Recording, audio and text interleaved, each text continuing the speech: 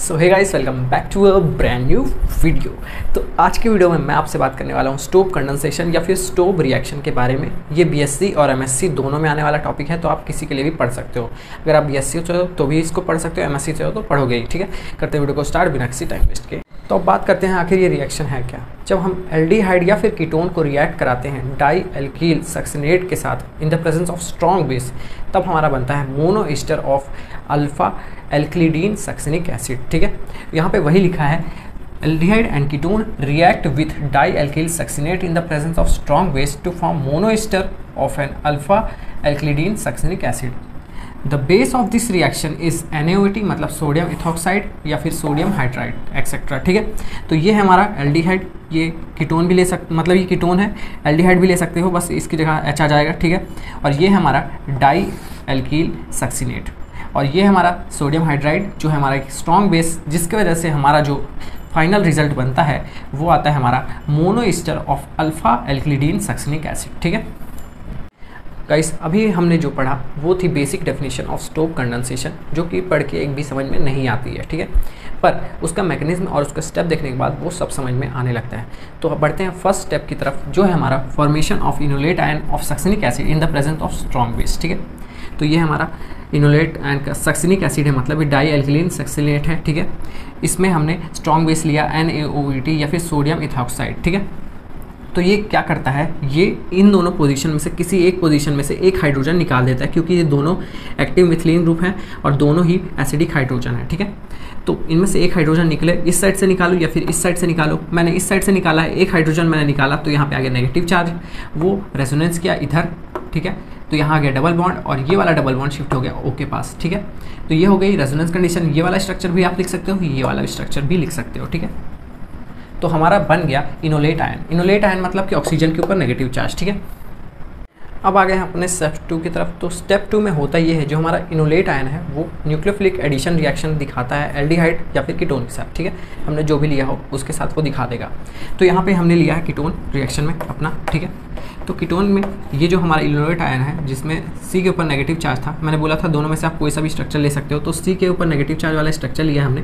तो ये अटैक करता है C के ऊपर, इस C के ऊपर, और ये जो डबल बॉन्ड रहता है ये O के ऊपर चला जाता है। ठीक है, आप देख सकते हो। ठीक है, ये जैसे ही अटैक किया इसमें, तो मतलब ये दोनों के बीच बन गया बॉन्ड, और बाकी सेम जैसे लिखा था वैसे ही है। ठीक है, बस होता ही है, ये CH और इस C के बीच में बॉन्ड बन जाता है और O के ऊपर चल जाता है नेगेटिव चार्ज, और इसी को हम बोलते हैं एडक्ट। ठीक है, स्टेप 2 तक सबका कॉन्सेप्ट क्लियर रहता है, पर मेन मुश्किल आती है, वो आती है हमारी स्टेप नंबर 3 में। ठीक है, तो ये जो हमारा एडक्ट है ये साइक्लाइज करता है और गामा पोजीशन में अटैक करता है ये इनोलेट का नेगेटिव चार्ज। ठीक है, तो गामा पोजीशन देख लेते हैं। तो alpha beta gamma, gamma position मतलब ये, तो यहाँ मतलब कार्बोनिल ग्रुप है, इधर भी कार्बोनिल ग्रुप है।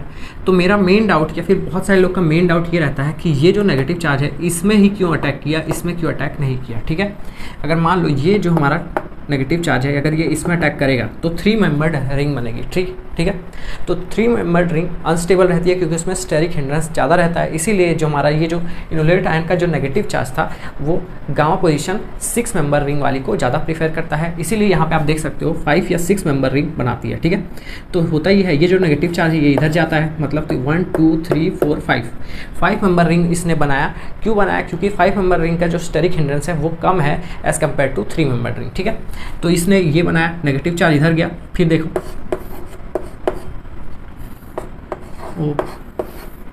और जैसे ही ये नेगेटिव चार्ज इधर गया तो ये जो डबल बॉन्ड था ये इस साइड आ गया, O के ऊपर आ गया नेगेटिव चार्ज। ठीक है, तो यहाँ पे मैं बना देता हूँ O के ऊपर नेगेटिव चार्ज और बाकी सब सेम ही है। ठीक है,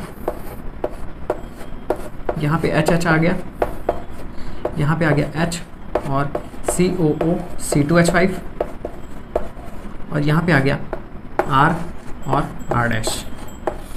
ठीक है, और ये बन गया मेरा OC2H5। फिर ये जो हमारा था, फिर एक और, अब ये भी स्टेबल नहीं है, तो ये फिर से वापस आता है और यहाँ डबल बॉन्ड बना देता है। जैसे ये अब यहाँ पे डबल बॉन्ड बनाता है तो ये अपना लेके वो चार्ज चला जाता है, और हमारे पास जो फाइनल बनता है इसी स्टेप में वो ये बनता है। फाइनल कंपाउंड हमारा ये बनता है इधर, इसी को हम बोलते हैं गामा लैक्टोन। ठीक है, यहाँ R और R' रहेगा, यहाँ दोनों H रहेंगे, और यहाँ पे एक साइड H रहेगा और एक साइड रहेगा COO C2H5 और यही है हमारा gamma lactone.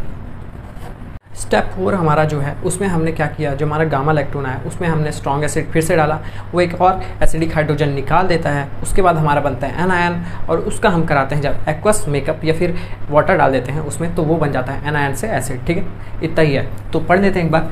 Irreversible ring opening of conjugate base of lactone ester, ठीक है, to give anion of alpha beta unsaturated ester. ठीक है, तो ये हमारा गामा लैक्टोन है। इसमें हमने स्ट्रॉन्ग एसिड या फिर सोडियम इथॉक्साइड डाला। जैसे ही हमने डाला तो ये वाला हाइड्रोजन वो वाला बेस ले लेता है और इसके ऊपर आ जाता है नेगेटिव चार्ज। फिर क्या होता है, ये जो नेगेटिव चार्ज है वो यहाँ पे आता है, रेजोनेट करता है और ये वाला जो बॉन्ड है वो ऑक्सीजन के पास चल जाता है और ऑक्सीजन के पास आ जाता है नेगेटिव चार्ज। ठीक है, और ये हमारी रिंग खुल जाती है। जैसे रिंग खुलती है तो आर और आर वैसे ही है। ठीक है, गिनते हैं 1 2 3 4 5। ठीक है, तो यहाँ पे वही होता है 1 2 3 4 5, मतलब कि 5 और 1 के बीच का जो बॉन्ड है वो टूट जाता है और O के ऊपर आ जाता है नेगेटिव चार्ज। ठीक है, फिर हम उसमें जैसे ही H3O डालते हैं या फिर वाटर डाल देते हैं तो एक H+ आयन जाता है और यहाँ O के पास आके जुड़ जाता है और हमारा आ जाता है फाइनल प्रोडक्ट। सो गाइस, ये था छोटा सा वीडियो स्टोव कंडेंसेशन या फिर स्टोव रिएक्शन के ऊपर। अगर आपको ये अच्छा लगा तो इसको लाइक कर देना, चैनल को सब्सक्राइब कर देना। मिलता है नेक्स्ट वीडियो में, तब तक के लिए बाय बाय।